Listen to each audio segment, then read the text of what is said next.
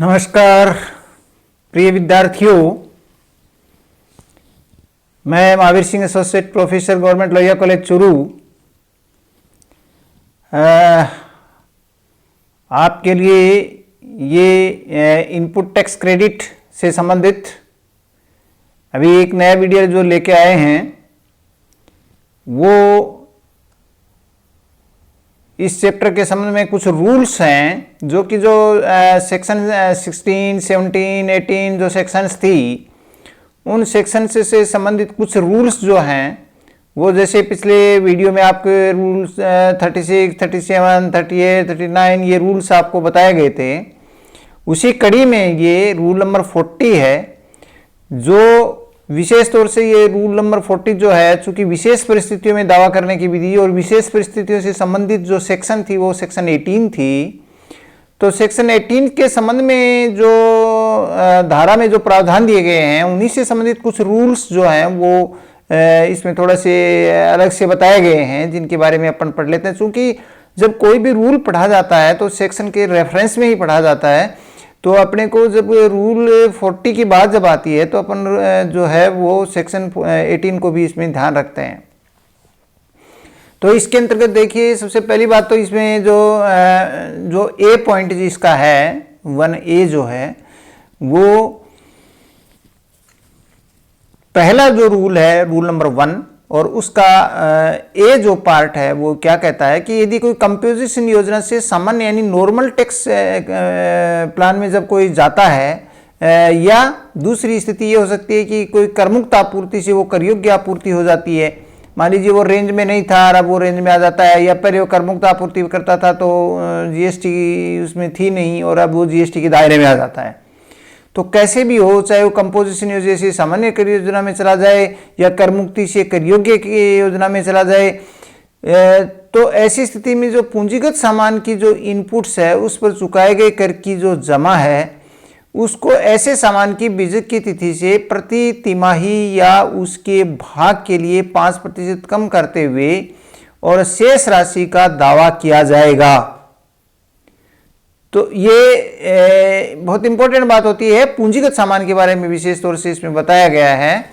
कि भाई यदि मान लीजिए पहले वो टैक्स के दायरे में था नहीं क्योंकि वो उसकी सीमा से कम होगा, कंपोजिशन योजना में होगा, कर मुक्त माल की पूर्ति की जाती होगी,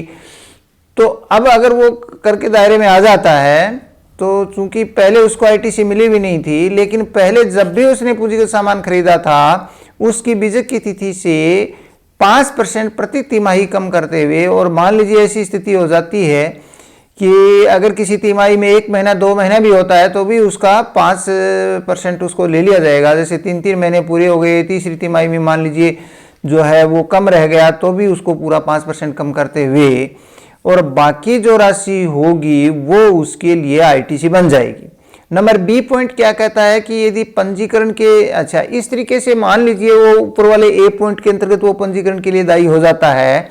तो इस प्रकार से पंजीकरण दायी होने के 30 दिन के भीतर वो जो है वो अपना एक फॉर्म है जीएसटी आईटीसी 01 उसके अंतर्गत वो जो है वो इस आशय की एक घोषणा करेगा कि वो पूर्वोक्त में जो है वो इनपुट कर जमा का उपयोग करने का पात्र है। ये घोषणा की जाती है उसकी कि भाई पहले उसकी टैक्स लायबिलिटी नहीं बन रही थी इसलिए वो नहीं था, उस दायरे में नहीं था, अब दायरे में आ गया तो वो आईटीसी के लिए पात्र है। इस बात की घोषणा उसको जीएसटी आईटीसी 01 में करनी पड़ेगी। और जब वो इस बी वाली जब घोषणा करेगा वो जीएसटी आईटीसी 01 में, तो उस घोषणा के साथ में वो क्या क्या घोषणा करेगा उसके अंतर्गत वो साथ में ये भी देगा, पूरा ब्यौरा देगा उस घोषणा से संबंधित में कि भाई ये स्टॉक में जो रखा गया कच्चा या निर्मित माल या पूंजीगत सामान संबंधी जो भी ब्यौरा है उसको वो इस प्रकार से प्रस्तुत करेगा। उस ब्यौरे में जो है वो ये बातें वो स्पष्ट करेगा कि पंजीकरण के लिए दायी होने पर दायी होने के तुरंत पूर्व की तिथि के स्टॉक के बारे में जानकारी देगा, क्योंकि पहले वो पंजीकरण के लिए दायी नहीं था, पंजीकरण के लिए दायी हो गया, आईटीसी के लिए वो एलिजिबल हो गया, तो देन उसको अगर वो दायी हो गया तो ऐसी स्थिति में उसको दायी होने के तुरंत पूर्व की तिथि को जो स्टॉक है कच्चे पक्के कैसा भी पूंजी के सामान का उस स्टॉक की जानकारी उसको देनी होगी। दूसरी बात, यदि वो स्वैच्छिक पंजीकरण करवा रहा है, पहले पंजीकरण नहीं था और अब वो नॉर्मल जीएसटी का स्वैच्छिक पंजीकरण करवा रहा है, तो जिस डेट को पंजीकरण करवाता है उस डेट को उसको स्टॉक के बारे में जानकारी देनी होगी। तीसरी बात, यदि वह कंपोजिशन योजना से नॉर्मल जीएसटी में जाता है, कंपोजिशन योजना से वो सामान्य योजना में जाता है, तो पर कर भुगतान के लिए दायी होने की वही बात है, सेम उसी तरीके से पॉइंट नंबर फर्स्ट की तरीके से ही वो जिसके लिए वो दायी हो जाता है उसके तुरंत पूर्व की तिथि को स्टॉक की जानकारी देगा। और चौथी बात वो ये है कि वो अगर करमुक्त से कर योग्य की श्रेणी में आ जाता है तो जिस डेट को इस श्रेणी में आ जाता है उसके तुरंत पूर्व की तिथि का स्टॉक के बारे में जानकारी देगा। तो ये सब चीजें क्या बताती हैं, केवल एक ऐच्छिक पंजीकरण को छोड़ते हुए बाकी जिस तिथि को वो इस दायरे में आ जाता है उससे तुरंत पूर्व वाले स्टॉक की जानकारी वो जो है वो उसका ब्यौरा प्रस्तुत करेगा तुरंत पूर्व की तिथि को कि उसके पास में सामान कितना है। तो ये बी में तो वो घोषणा कर रहा है और सी पॉइंट के अंतर्गत वो पूरा ब्यौरा दे रहा है अपने स्टॉक का उस डेट विशेष को। डी पॉइंट क्या कहता है, डी पॉइंट कहता है कि यदि कुल कर जमा का दावा यदि 2 लाख रुपए से अधिक आता है, कुल कर जमा, मान लीजिए अब पहले उसका वो था कर मुक्त था और वो कर योग्य के दायरे में आ गया, तो अब उसका 2 लाख रुपए से अधिक का अगर हो जाता है, इस तरीके से आईटीसी बन जाती है, तो कहता है कि भाई कोई लागत लेखापाल या चार्टर्ड अकाउंटेंट से एक प्रमाण पत्र प्रस्तुत करेगा वो कि भाई हाँ ये इसकी इतनी बनती है, तो ये उसका प्रमाण पत्र उसको जरूरी है उसका देना। और नेक्स्ट जो ई है वो ये कहती है कि उपयुक्त कर जमा को आपूर्तिकर्ता के जीएसटीआर 1 या 4 से मिलान होने पर ही उसको उपलब्ध होगी। तो ये बात तो अपन पहले ही स्पष्ट कर चुके हैं कि केवल उसने आपूर्ति लेने वाले ने कह दिया और अपनी जीएसटीआर वो 01 में और सब में प्रस्तुत कर दिया, लेकिन ऐसी स्थिति में जब तक कि आपूर्तिकर्ता अपने जीएसटीआर 1 या 4 में इस बात का जो है वो तस्दीक नहीं कर देगा कि भाई हाँ ये फलां व्यक्ति है, इसको मैंने इतना माल बेचा और इस तरीके से इसकी इतनी आईटीसी है, तो तब तक उससे मिलान नहीं हो जाता, तब तक वो मिलती नहीं है। तो ये कुछ चीजें विशेष परिस्थितियों वाली पैदा हो जाना है। विशेष परिस्थिति का मतलब वही है कि पहले वो टैक्सेबल नहीं था, अब वो टैक्सेबल बन गया है कंपोजिशन के कारण से, कर मुक्ति से कर योग्य हो जाने के कारण से, स्वैच्छिक होने के कारण से, कैसी भी परिस्थिति डेवलप हो सकती है। पॉइंट नंबर 2 अपन ये लेते हैं कि यदि कोई मान लीजिए किसी व्यक्ति ने पूंजीगत सामान की आपूर्ति की है, तो पूंजीगत सामान की आपूर्ति की है, तो अब यहां पर ये इंपॉर्टेंट बात हो जाती है कि मान लीजिए किसी ने अपने यहाँ कोई काम में लिया, कोई सामान कुछ समय तक रहा और फिर उस पूंजीगत सामान को उसने बेच दिया। तो ऐसे पूंजीगत सामान की अगर उसने आपूर्ति की है जो कि वहां उसके यूज आ चुका है पहले, तो ऐसी स्थिति में क्या है कि चूंकि वो उस सामान के ऊपर आईटीसी ले चुका पहले, राइट, कोई भी ऐसा इक्विपमेंट है, पूंजीगत सामान है कोई भी, उसके ऊपर वो आईटीसी ले चुका। अब उस पूंजीगत सामान को जब वो बेचेगा तो क्या स्थिति पैदा होगी, तो बेचने पर 2 स्थितियां उत्पन्न होंगी। एक तो ये है कि जब वो उस सामान की आपूर्ति करेगा तो उसके ऊपर जो आउटपुट टैक्स बनेगा, एक तो वो आउटपुट टैक्स लायबिलिटी होगी, क्योंकि बेचने पर उसका जितना भी टैक्स बनेगा उसकी टैक्स लायबिलिटी होगी, आउटपुट टैक्स उसके जो है आपूर्ति मूल्य पर। दूसरी, ऐसे जो पूंजीगत सामान के ऊपर उसने जो आईटीसी ली थी पहले, उसको आईटीसी को प्रति तिमाही 5% बीजक की तिथि से, उस पूंजीगत सामान की बीजक की तिथि से 5% कम करते हुए, बीजक की तिथि से 5% कम करते हुए, और जो उस आपूर्ति के समय जो आईटीसी शेष रहती है वो कितनी रहती है 5% कम करते हुए, तो उन दोनों में से जो भी अधिक होगा, जो भी अधिक होगा वही उसका कर दायित्व माना जाएगा और उसको आउटपुट टैक्स लायबिलिटी में जोड़ दिया जाएगा, उसके कर दायित्व में जोड़ दिया जाएगा। या हम कह सकते हैं कि भाई उसकी आईटीसी जो ली गई है, तो चाहे उसको इलेक्ट्रॉनिक जो उसका क्रेडिट लेजर है उसमें डेबिट कर दो, चाहे आउटपुट टैक्स लायबिलिटी में उसको जोड़ दो, बात एक ही है। तो कहने का अभिप्राय ये हुआ कि वो 5% प्रति तिमाही से कम करते हुए जितनी उसकी आईटीसी बचती है वो आईटीसी और उसका आउटपुट टैक्स, दोनों में से जो अधिक राशि होती है वो उसकी नेट लायबिलिटी मानी जाएगी और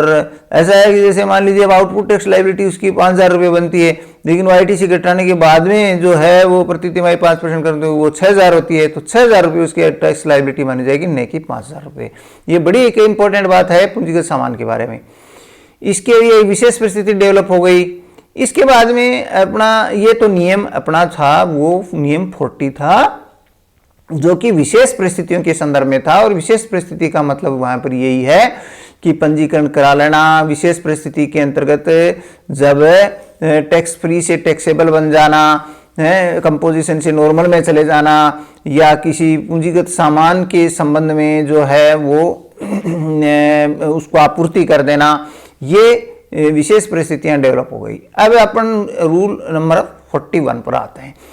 रूल नंबर 41 के बारे में भी आपको बिल्कुल स्पष्ट होना है कि भाई यदि किसी रनिंग बिजनेस को बेच दिया जाए, डिस्पोज कर दिया जाए, उसका विक्रय कर दिया जाए, उसका निस्तारण कर दिया जाए, या संविलियन एबिलियन हो जाए, यानी मर्ज हो जाए, डीमर्ज हो जाए, दो या अधिक किस्में मिल जाएं या फिर वो अलग हो जाएं, तो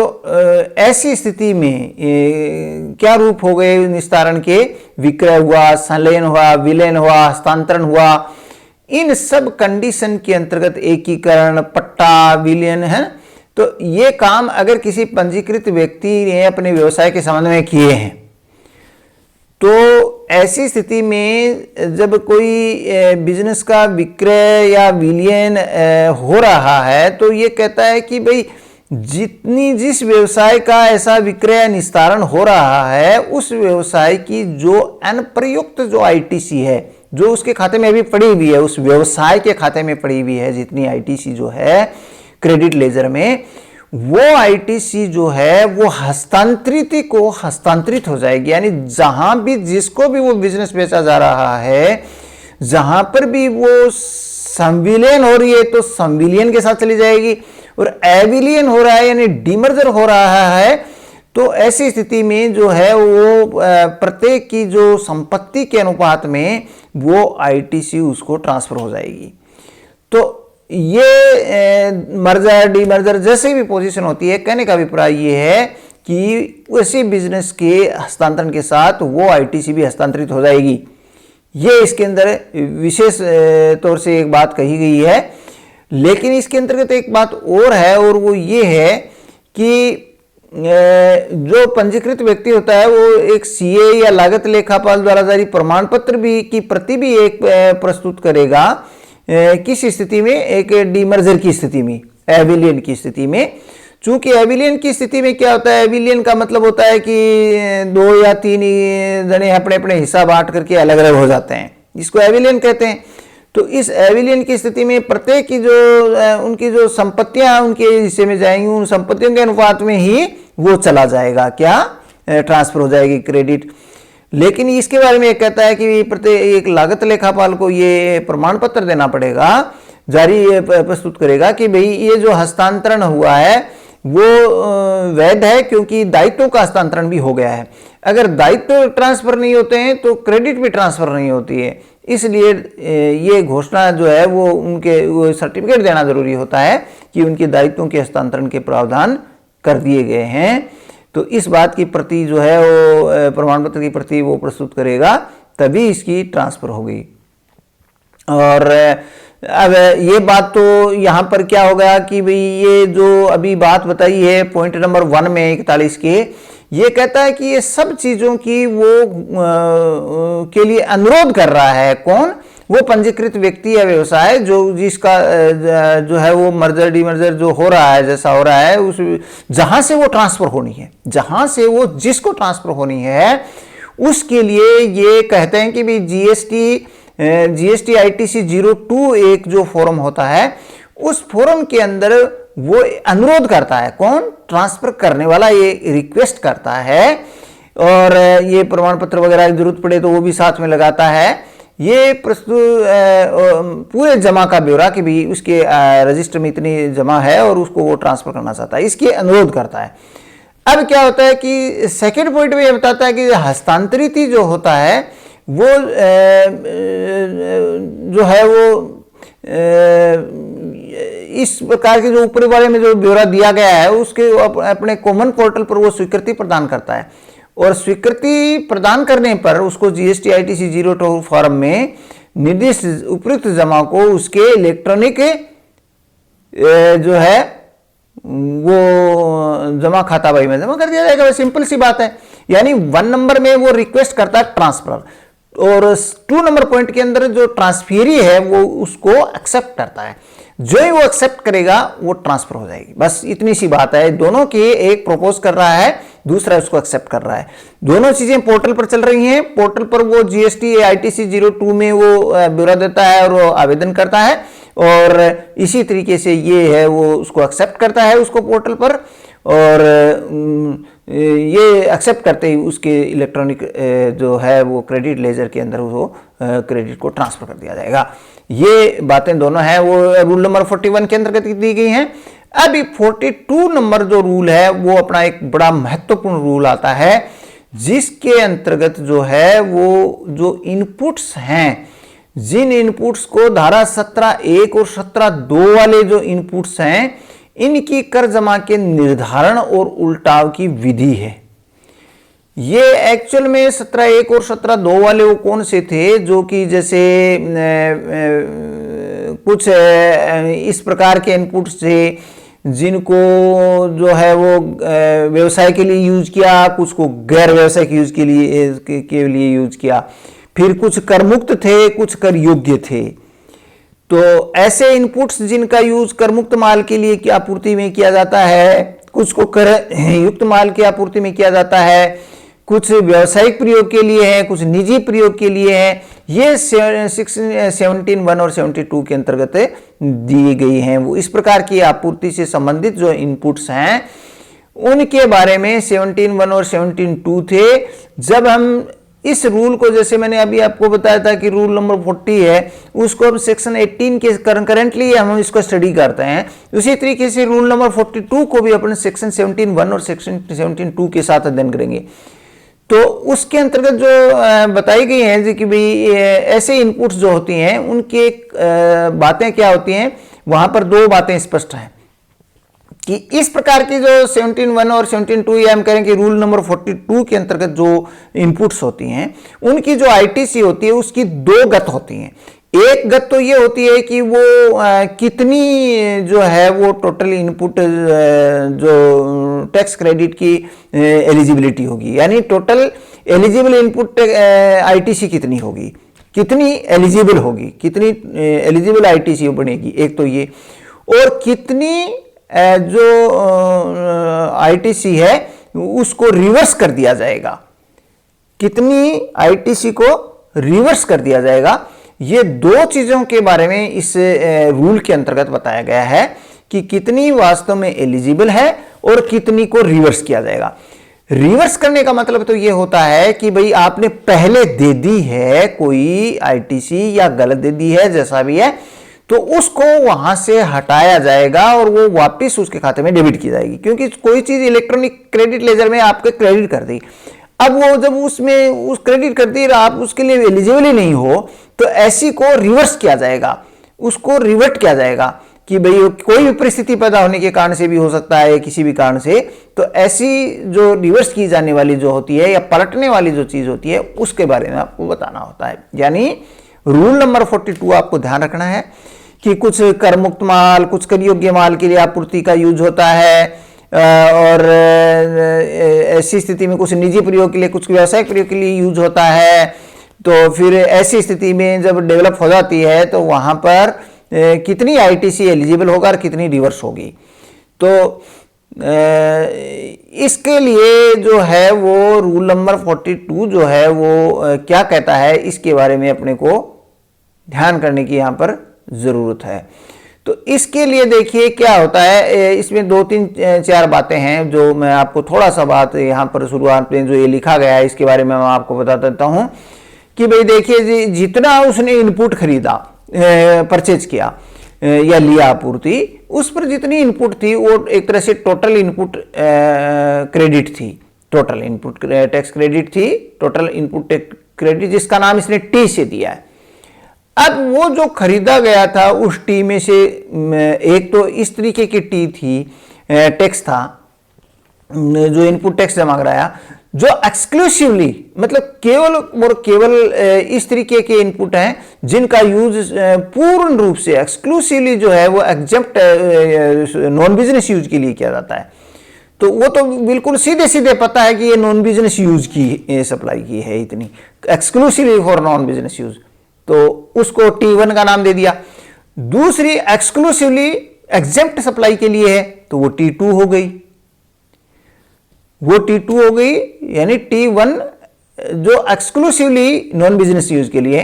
T2 जो एक्सक्लूसिवली विशेष तौर से केवल और केवल किसके लिए, एग्जम्प्ट के लिए। और तीसरी स्थिति है जो एक्सक्लूसिवली ब्लॉक्ड आईटीसी हो गई, यानी एक ऐसी आईटीसी जो मिलती नहीं है प्रावधान के अंतर्गत। और वो किन चीजों पर नहीं मिलती है, जो पर्टिकुलरली जिनको सेक्शन 17(5) के अंतर्गत अपन पीछे देख चुके हैं, और अपने एक वीडियो बिल्कुल सेपरेट सेक्शन 17(5) का था जिसमें कुछ ऐसी वस्तुएं थी जिनके ऊपर आईटीसी मिलती नहीं है। जैसे बताया कि भाई वो जो है वो इमूवेबल प्रॉपर्टी वाली के संबंध में थी, इसके अलावा कुछ जैसे वो था कैटरिंग वगैरह की था, कुछ चीज़ें इस तरीके की हैं जिनके मोटर गाड़ियों के बारे में या मोटर वाहनों के बारे में कुछ बताया गया था। तो वो एक लंबी लिस्ट थी अपनी जिसमें अपने स्टडी की, वो सेक्शन 17(5) की वो आइटम्स थे जिनके ऊपर आईटीसी बिल्कुल मिलती नहीं है, जैसे चोरी हो गया, नष्ट हो गया, इस तरीके का माल था। तो बहुत से उसके अंतर्गत जो है वो आपको बताए गए थे। तो वो जो सेक्शन 17(5) से संबंधित जो चीजें हैं उसके अंदर की, वो ऐसी वस्तुएं हैं जिनके ऊपर आईटीसी उपलब्ध नहीं होती है, यानी जिसको हम ब्लॉक्ड आईटीसी कहते हैं। तो ऐसी जो आईटीसी है, इस प्रकार की जो चीजें परचेज की हुई हैं इनपुट्स वाली, तो ऐसी इनपुट्स के भी जो आईटीसी है वो भी एक्चुअल में स्वीकृत नहीं होती है। तो ऐसी कुल जो आईटीसी थी उसमें से हमने क्लियर 3 प्रकार की कैटेगरी वाली जिनका हमें पता है ये एक्सक्लूसिवली नॉन बिजनेस, एक्सक्लूसिवली यानी विशेष तौर से एग्जम्प्ट के लिए, और जो विशेष तौर से पर्टिकुलरली जो वस्तुएं हैं उनको तो आईटीसी मिलती नहीं है, तो वो ब्लॉक्ड है 17(5) की। तो ऐसी T1, T2 और T3 3 प्रकार की जो होती हैं, इनको हम वहां से टोटल जो T थी यानी टोटल इनपुट टैक्स थी उसमें से अपन घटा देते हैं। तो अब क्या होगा, अब जब बाकी जो बचेगा वो आईटीसी उसके इलेक्ट्रॉनिक रजिस्टर में जमा हो जाएगी। वो बाकी बची हुई जो क्रेडिट है, जो आईटीसी है, वो उसके इलेक्ट्रॉनिक क्रेडिट लेजर यानी ईसीएल में जमा हो जाएगी। और ये जो ईसीएल में जमा हो गई, इस इलेक्ट्रॉनिक क्रेडिट लेजर में जो राशि जमा है, इसकी स्थिति देखिए क्या है। ये जो राशि जमा है इसके अंतर्गत भी जो आईटीसी जो इलेक्ट्रॉनिक क्रेडिट लेजर में जमा हुई है, इसमें 2 प्रकार की चीजें हैं। एक तो वो हैं जो कि एक्सक्लूसिवली टैक्सेबल है, तो टैक्सेबल गुड्स की है तो वो तो बिल्कुल पूरा का पूरा विशेष ही है, मतलब वो तो अलग ही है, इसके ऊपर तो पूरी स्वीकृति है। दूसरी इस तरीके की आईटीसी है जो कि कॉमन क्रेडिट है, यानी वो अंशतः व्यवसाय के लिए और अंशतः उसके लिए, अंशतः एग्जेम्प्ट के लिए, अंशतः टैक्सेबल के लिए, तो वो मिली जुली का खेल हो गया। तो इस तरीके की 2 तरीके की क्रेडिट है वो ईसीएल में चली जाती है। सीधी बात है कि ईसीएल के अंदर जो गई, पहले तो हमने वो क्लियरली अलग कर दिया जिसको वो बिल्कुल है ही नहीं, साफ पता है। अब ईसीएल के अंदर जो है उसकी 2 तरीके की गत है। एक तो ऐसी है कि जो कि बिल्कुल क्लियरली एलिजिबल है, बिल्कुल टैक्सेबल गुड्स की है, और दूसरी है वो कॉमन है। अब कॉमन वाले में से जो एलिजिबल है उसको अपने को निकालना है, इनएलिजिबल को वहां से हटाना है। तो एलिजिबल जो कॉमन क्रेडिट आएगी वो, और जो एक्सक्लूसिवली जो टैक्सेबल वाली आएगी, इन दोनों का जोड़ होगा वो टोटल एलिजिबल क्रेडिट आएगी। और जो कॉमन क्रेडिट है उसमें से जो इनएडमिजिबल जो है उसको अपन वहां से हटा देंगे, और वह इनएडमिजिबल जो होगी उसी को हम रिवर्स होने वाली क्रेडिट कहेंगे। वही क्रेडिट रिवर्स मानी जाती है। और जो रिवर्स होने वाली जो क्रेडिट होती है उसको अपन कॉमन क्रेडिट में से माइनस कर देते हैं, तो वो कॉमन क्रेडिट होती है जो कि एलिजिबल होती है। और वो कॉमन क्रेडिट का वो भाग जो एलिजिबल है वो और एक्सक्लूसिवली टैक्सेबल को जोड़ देते हैं, तो टोटल क्या आ जाती है, total eligible input tax credit आ जाती है। अब देखिए इन सब चीजों को, और एक दूसरा ये भी अपन कह सकते हैं कि जो क्रेडिट लेजर में यानी ईसीएल में जो राशि जमा की गई है उसमें से जो इनएडमिजिबल है उसको माइनस कर दो, बाकी टोटल एडमिजिबल आ जाएगी या टोटल एलिजिबल क्रेडिट आ जाएगी। तो दो तरीके इसके होते हैं टोटल एलिजिबल क्रेडिट को निकालने के। एक तो जो क्रेडिट लेजर में जो कुल है उसमें से इनएडमिजिबल को माइनस कर देते हैं। दूसरा ये है कि जो टैक्सेबल वाली जो है इनपुट टैक्स क्रेडिट उसमें एलिजिबल वाली क्रेडिट टैक्स को है उसको जोड़ देते हैं कॉमन क्रेडिट को, तो वो टोटल जो है वो एलिजिबल टैक्स क्रेडिट आ जाती है। आपके सामने एक चार्ट है, इस चार्ट में सारी स्थिति को अपने स्पष्ट कर दिया गया है। जैसे टोटल इनपुट टैक्स क्रेडिट आपको टी का नाम दे दिया, इसमें इसके दो भाग हुए। पहला भाग तो है वो T1 T2 T3 वाला है। पहला भाग तो T1 T2 T3 वाला है जो साफ साफ है, इस पर तो मिलती नहीं है, ये तो क्रेडिट रजिस्टर में जाएगा ही नहीं, ये तो ईसीएल में जमा होगा ही नहीं, क्योंकि वो एक्सक्लूसिवली नॉन बिजनेस के लिए पर्पज के लिए था, वो एक्सक्लूसिवली एग्जेम्प्ट के लिए था, वो एक्सक्लूसिवली ब्लॉक्ड है, उस पर मिलती ही नहीं है, तो वो तो बिल्कुल अलग हो गई। दूसरा सेकंड पार्ट इधर जो है वो C1 है, ये क्रेडिट लेजर में चली जाएगी। तो इसके दो भाग हुए, तो टी में से अपन T1 T2 T3 माइनस कर देंगे तो क्या आ जाएगा, C1 आ जाएगा, यानी क्रेडिट लेजर में जाने वाली राशि आ जाएगी। इसके बाद में C1 के दो पार्ट कर दिए हमने। ये जो क्रेडिट लेजर में है वो उसके भी दो पार्ट है,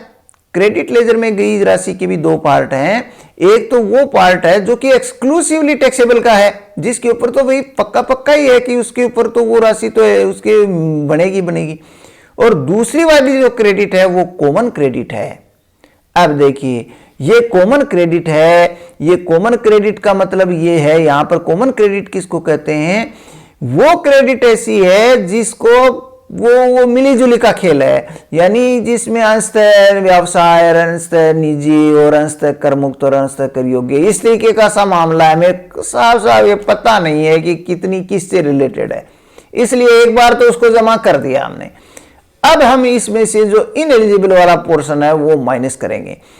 तो ये जो कॉमन क्रेडिट है, ये कॉमन क्रेडिट कैसे आई, ये कॉमन क्रेडिट सीधी सी बात है कि जो C1 आया उसमें से हमने ये T4 को माइनस कर दिया, इसका नाम T4 दे दिया जो एक्सक्लूसिवली है उसको। जैसे ऊपर T1 T2 T3 एक्सक्लूसिव वाली दिए थे ना, वैसे एक्सक्लूसिवली टैक्सेबल को भी T4 दे दिया। अब ये T4 को अपन C1 में से माइनस कर देंगे, यानी कॉमन जो कुल जो रजिस्टर में जमा है उसमें से अपन एक्सक्लूसिवली वाली जो टैक्सेबल वाली है वो कम कर देंगे, तो कॉमन वाली बच जाएगी। ये कॉमन क्रेडिट को हम नाम C2 देते हैं। अब C2 के भी दो तरीके हो गए। C2 के अंतर्गत भी दो चीजें सम्मिलित हैं। एक तो C2 में क्या सम्मिलित है, वो D1 और D2 सम्मिलित है, यानी जो कि एग्जेम्प्ट और नॉन बिजनेस से रिलेटेड है। तो वो नॉट एलिजिबल यानी रिवर्स करने वाली हैं, वो गलत मतलब मिली जुली वाले में खराब वाली हैं, जो कि एलिजिबल ही नहीं है, इनएडमिजिबल है, जिनके ऊपर मिलती ही नहीं है, तो वो वाली हैं, उसको D1 D2 कहते हैं। अब ये D1 और D2 को अगर अपन C2 में से कम कर देते हैं ना, तो वो क्या आ जाती है, उसका नाम C3 आ जाता है, वो एलिजिबल कॉमन क्रेडिट आ जाती है, उसको C3 का नाम देते हैं, यानी C2 में से D1 और D2 को हम माइनस कर देते हैं, तो वो क्या आ जाती है, C3 आ जाती है। तो ये इसका नाम होता है कि वो कॉमन क्रेडिट जो है वो एलिजिबल वाली C3 आ गई। अब दो चीजें अपने को करनी होती हैं। एक तो जैसे मैंने बताया कि टोटल क्रेडिट एलिजिबल अपने को, तो टोटल क्रेडिट एलिजिबल के दो तरीके हैं निकालने के। एक तो ये होता है कि आप T4 को और C3 दोनों को जोड़ दो, यानी जो एलिजिबल कॉमन क्रेडिट है और एक्सक्लूसिव टैक्सेबल वाली है उसको जोड़ दो। दूसरा ये होता है कि वो C जो अपने 1 जो कैलकुलेट किए जो इलेक्ट्रॉनिक रजिस्टर वाली है उसमें से D1 और D2 को माइनस कर दो, उसमें से D1 और D2 यानी इनएलिजिबल वाली को माइनस कर दो तो भी वो टोटल एलिजिबल क्रेडिट आ जाएगी। और total credit to be reversed वाली जो है वो कौन सी होगी, वो तो D1 और D2 ही है, यानी जो कॉमन क्रेडिट का वो शेयर जो कि मिलीजुले वाला है, अंशतः वाला है, तो उसमें से जो इनएडमिजिबल है जिसको हम D1 और D2 के नाम से जानते हैं, वो हम इसमें से जो है वो उन दोनों को जोड़ देते हैं तो वही आ जाता है। अब बात आती है D1 किसे कहते हैं। D1 क्या है कि एक्चुअल में जो एग्जेम्प्ट वाली जो सप्लाई होती है उसके लिए अंशतः, चूंकि रेशियो में निकालना पड़ेगा ना कि पार्टली उससे पार्टली है तो कितना पार्ट, तो उसको हम D1 कहते हैं। D1 का मतलब वह इनएडमिजिबल आईटीसी जो कि एग्जेम्प्ट सप्लाई से रिलेटेड है। जो मिक्स सप्लाई है उसमें से जो एग्जेम्प्ट वाली है वो कितनी है, तो अब एग्जेम्प्ट सप्लाई अपन ऊपर ले लेंगे, एग्जेम्प्ट सप्लाई अपन ऊपर ले लेंगे और अपॉन टोटल सप्लाई नीचे ले लेंगे। तो exempt supply upon total supply into जो है वो कॉमन क्रेडिट, क्योंकि कॉमन क्रेडिट के दो शेयर कर रहे हैं अपन, कॉमन क्रेडिट के दो शेयर कर रहे हैं, एक तो इनएडमिजिबल वाला जिसमें D1 और D2 है और दूसरा एडमिजिबल वाला। तो D1 और D2 को वहां से हटा देंगे तो वो एलिजिबल वाली C3 बच जाएगी। तो D1 का कैलकुलेशन आपका सीधा से exempt supply upon total supply into common credit. लेकिन D2 जो होती है वो नॉन बिजनेस यूज वाली होती है, वो शेयर कितना है उसका नॉन बिजनेस वाला, तो उसके लिए अपन क्या करेंगे कि जो नॉन बिजनेस के लिए जो C2 है ना, जो कॉमन क्रेडिट वाला, उसको अपन 5% से गुणा कर देंगे तो ये कहता है D2 आ जाएगी। तो D2 के लिए अपने को अनुपातिक वैसे नहीं निकालना, सीधा जो C2 का 5% कर देंगे तो D2 आ जाएगी, यानी कॉमन पर्पज वाली आ जाएगी, business purpose non business purpose वाली आ जाएगी। तो इस तरीके से जो है वो D1 और D2 का अपने को कैलकुलेशन जो है वो कर लेना है और इसको रिवर्स वाली आ जाएगी, इन दोनों को जोड़ देंगे तो। अब ये सारांश अपना जो है वो मैंने यहाँ पर आपको मेंशन कर दिया है। इस सारांश को आपको ध्यान रखना है कि भी जो टोटल तो T था ही, टोटल इनपुट, उसमें से T1 T2 T3 किया तो क्या आ गया, C1 आ गया। C1 में से T4 माइनस किया तो क्या आ गया, C2 आ गया। C2 में से D1 प्लस D2 माइनस किया तो क्या आ गया, C3 आ गया।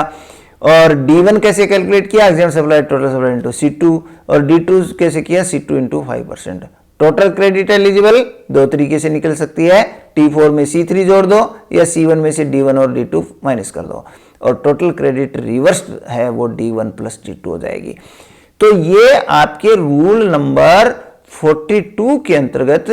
आपसे ऐसे इनपुट्स के बारे में, ये इनपुट्स की है, ये रूल नंबर 42 ऐसे इनपुट्स के बारे में है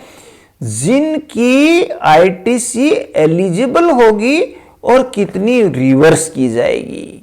ये सेक्शन 17(1) और 17(2) के रेफरेंस में अपने को पढ़ना है।